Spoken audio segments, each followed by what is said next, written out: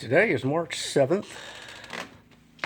I am shoveling out this garage today to make space right here to move the Toronado in.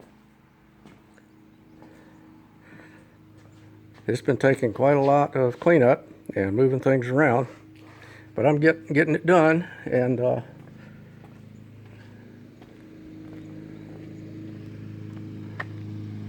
oh yeah, there's our friend across the street cutting his grass again today. I'm gonna give him a pass today because it's like 75 degrees out here and sunny. It's absolutely gorgeous out.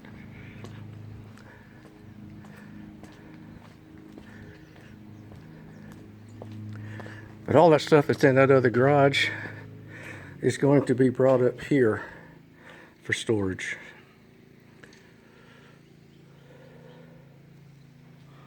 Just for grins, just for arch, I'm going to do a quick twirl on a shop tour. That's my DeWalt 735X thickness planer for some wood projects I've got going on. This is parts of the boat motor that belonged to my dad when I was a little bitty kid. That's the rest of it.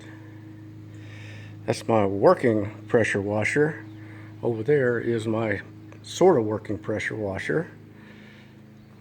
Belt disc sander, toolboxes, my old snapper that I restored last summer and fall.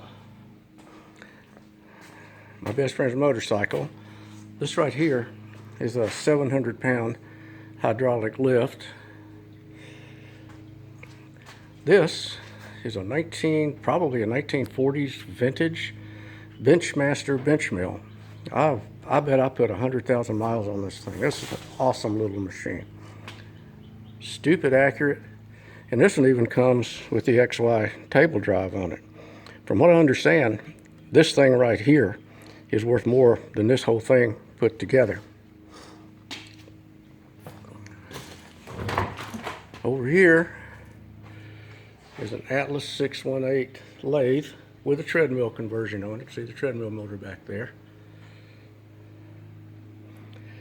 My little Mantis garden tiller, 12-ton press.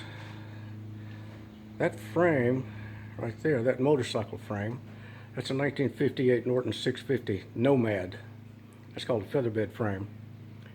And up here is all the stored stuff from all the treadmills that I bought over the years and disassembled.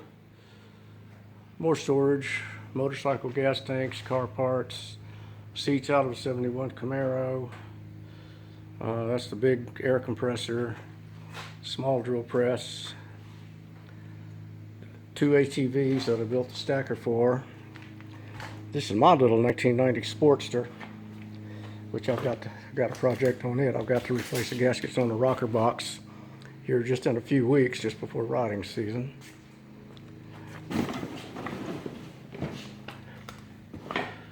That's my daughter's little Suzuki LT80. That thing right there is just stupid fast. I mean, scary fast. It looks like a pocket ATV, but holy cow, that thing is fast. Some old wheels and tires. There's a whole set of Krager chrome mags up there.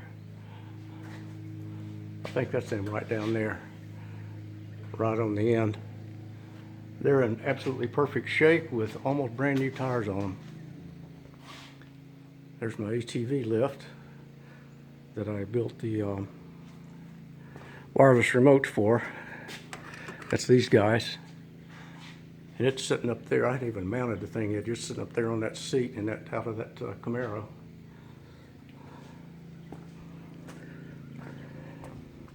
Two Huskies, they both work. This one was the one that I bought new. This was the one I bought for my daughter about 2 years ago when she moved into a house and was going to be responsible for cutting grass. And then she decided she didn't want to fool with it. She hired a service to do it. So I've got 2 Huskies.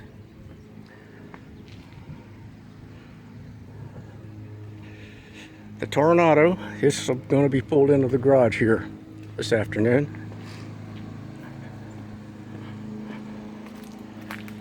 my daughter's washing machine, which is going to be moved to the other garage.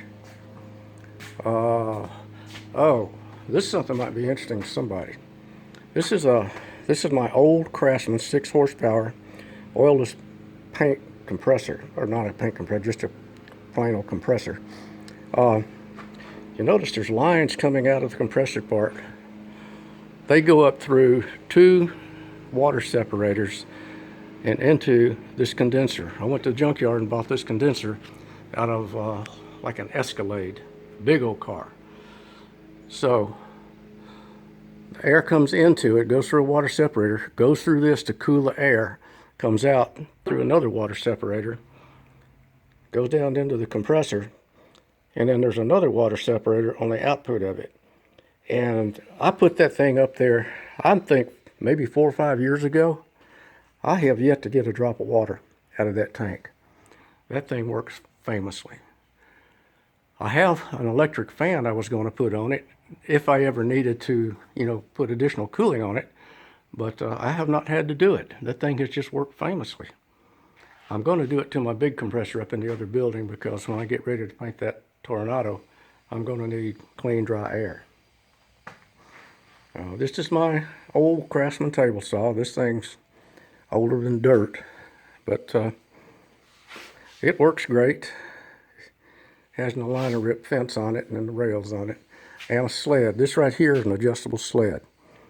Now, one of the issues with sleds is that this thing right here and the cut line have to be exactly perpendicular to each other. And when you build these things, there's a way to adjust them using the 5-cut method, and that's what I use to get this thing set. I kept thinking there had to be a way to make this thing adjustable, because if it ever gets off perpendicular, you take this thing loose, you drill more holes, and you redo it. And this one is designed to where there's a hole on this end. Oh, now this right here is aluminum channel. This is architectural grade aluminum channel, just like what I put up there on the beam hoist. Something else I got that's kind of neat. I've got a beam hoist up there. Now this one doesn't have a wireless remote on it. I probably need one. But anyway, this thing is machined on this side, and this side to make those things exactly perpendicular to each other, and bolted to this 3/4 inch MDF. And there's a hole with a screw in it on this end, and there's screw holes in each of these to secure it. And if it ever gets off perpendicular, you loosen all of these screws up, and this one will pivot. Now these have got like a plus or minus 1/8 of an inch motion that you can take it and you can adjust it and bump it in, and then snug them all back down. And there's these T-slots in it. And I made these on my mill, the little T-nuts. Let's see. Over here is a bandsaw. It's metal cutting. It used to be wood cutting, but it's metal cutting now, because I built this treadmill contraption under here to slow the speed down. And it's got a speed controller right here, and it's got a tachometer on it right here, so I can tell how fast the blade's spinning. Grinder, big ass drill press.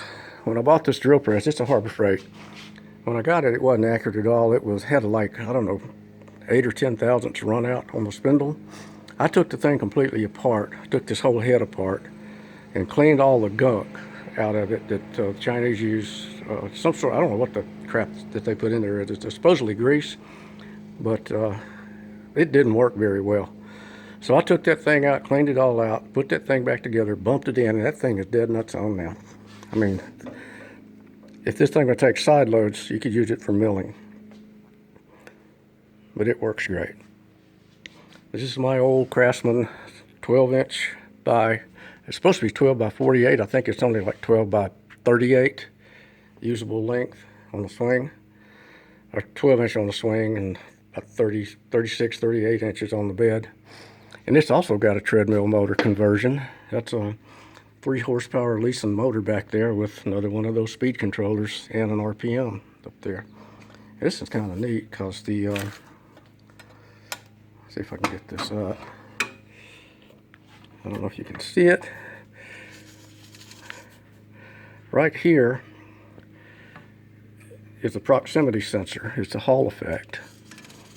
On here, there it is, coming around right there. There's a magnet right here that's JB welded to the spindle. And that gives me that's the output drive. So that tells me exactly what the RPM of the chuck is. This is an old radial arm saw that I've had for, about 1,000,000 years. It's been through quite a lot of iterations as well. It works great. Oh, boy, this thing right here, this is awesome. I fill this thing up with water, and then whatever I want to cook anything in, I put in here. I put some stuff in a vapor rust in this thing right here, put it down inside that, and cook that thing for like 30 minutes. Holy crap, those things came out like new, and they were all screwed up. Rust everywhere. This thing right here works fantastic. And this is the star of the show right here. My Lagoon Mill. I bought this thing about, 8, 9 years ago. Had a moving company bring it in and set it down on the floor for me. It's got a phase converter. It's got a 5 horsepower motor down there to generate the third leg. So this thing right here gets used more than my entire collection of 10mm sockets and wrenches. It gets used every single day. And of course got sounds and video and all that stuff out here. More toolboxes, vise. Well, for a quick shop tour, that's about it.